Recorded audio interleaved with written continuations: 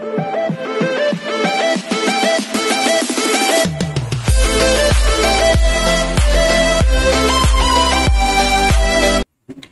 everyone, this is KJ from Vlogs, a Filipino actor based here in Saudi Arabia, and welcome back to my channel. Agad-agad, gumawa dito ng reaction video ang birthday prod ni Kim Chiu sa It's Showtime. So without further ado, let's all watch this. If I'm not mistaken, may mga speech pa ata dito for today's video. And yeah, panoorin natin to. G, go! Happy birthday, Kim! Birthday ni Kim Chiu. Okay, G. Ayun na talaga siya. Hello. Ano ang kanyang plan for today's video? Ay, very wise, ganda ang peg. Very wise, ganda ang peg yan. In fairness. Okay.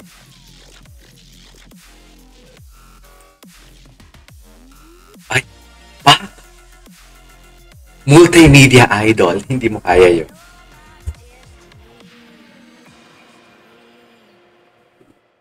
What's next? Ay, ito. Pasabog kasi talaga siya pag gumawa siya ng prod talaga. Pasabog talaga, be.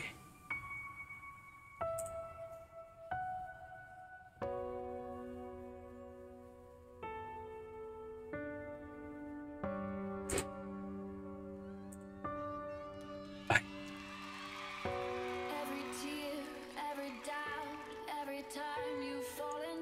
Alam mo, pag ganito ang production ni Kim, inaano niya na talaga, inuun niya talaga ang stage.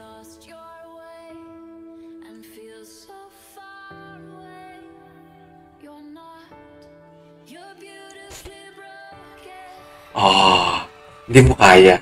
Hindi mo kaya si Kim Chiu.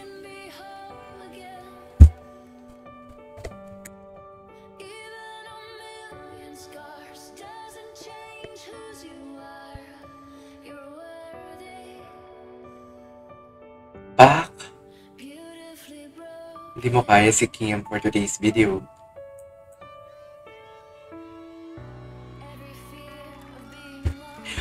Baka lumabas si Paolo dyan for today's video. Palagay nyo. Mark.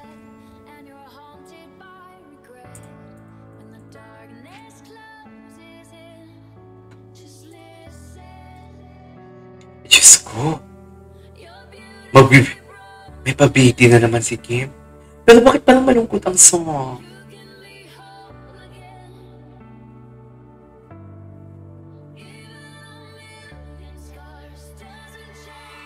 Ay, wow! Uy, Diyos ko dahil inikot-ikot pa talaga siya for today's video.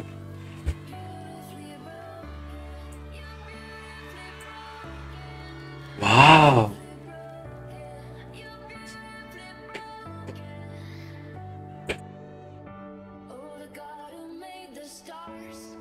Masabog naman to, Kim.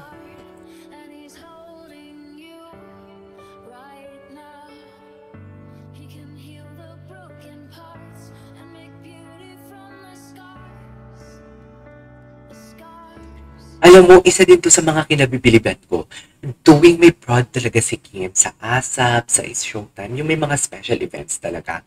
Bongga talaga ang kanyang effort, no? Bongga, pag magbigay talaga siya ng kanyang best talaga. Alam mo yung kahit delikado na yan, I never thought talaga. Like, nang una ko nakitang nag-perform si Kim ata, doon sa It's Showtime, yung buwis buhay na hindi ko nga nakilala na si Kim yun. Ganun pala talaga si Kim pag mag-perform, buwis buhay talaga siya. Kasi mga before na mga performances niya, hindi ko nakitaan ng ganito eh. Kaya ang dami ko din nakita sa comment section na, please, gawan mo ng reaction video yung ganito, ganyan. May mga ganito siya sa ASAP na buwis buhay. Na hindi ko alam na nagbuwis buhay pala siya, sa totoo lang.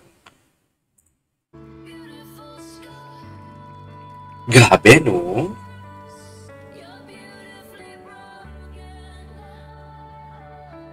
Ay.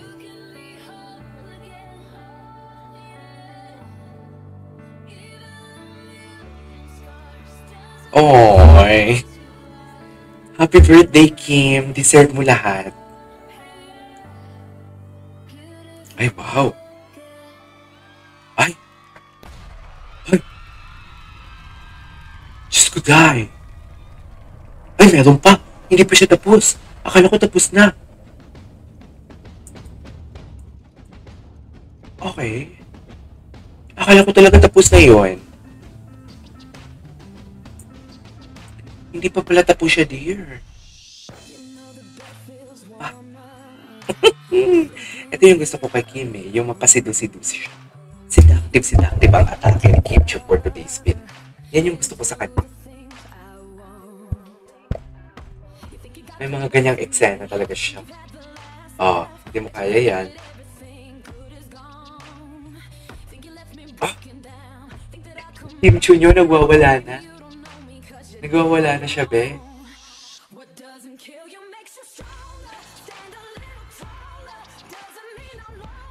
Okay. Oh, hindi mo kaya yun. Yan. Very Juliana ang mga tinginan niya dyan for today's video.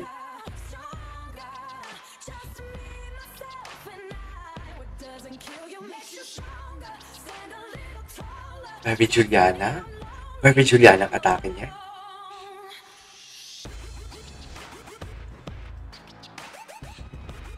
Okay.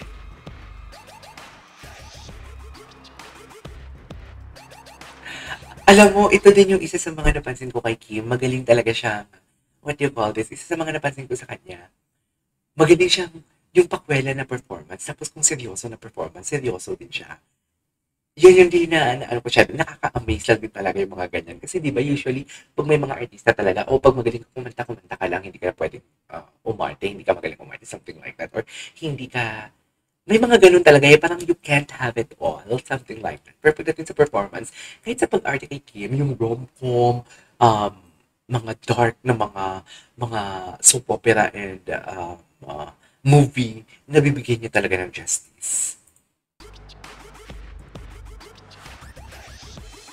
Ay, sino to? Ay, yung best friend niya, si Bella. Ay, nagulat siya. Nagulat siya. Andiyan yung best friend niya. Nagulat siya. Oh, iyak naman ako. Uy. Nagulat siya. Uy, sino yan? Si Kalad Karen. Ay, naiyak siya. Sa kanya performance. Yung facial, naiyak siya.